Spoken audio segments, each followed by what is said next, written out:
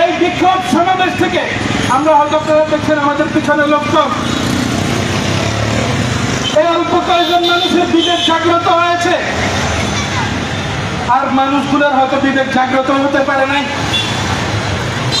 সেই বিবেকবান মানুষগুলো আজকে এগিয়ে আসছে, আমরা তাদের কাছে প্রশ্ন রাখতে চাই, এভাবে কি একটা দেশকে চলতে দেওয়া যায়?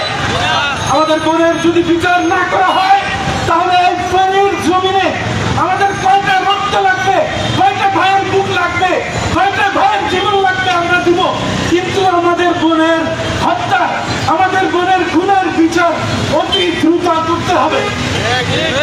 আমরা প্রশাসনকে বলে দিতে চাই, আপনারা যদি বিচার, আপনারা যদি গ্রেফতারিতে ভয় পান তাহলে আমাদেরকে বলেন, আমরা হাতে তুলে দেব। আমি আমার জীবন রক্ষায় আমি আমার জীবনকে দিয়ে দিব, আমার ভাইয়েরা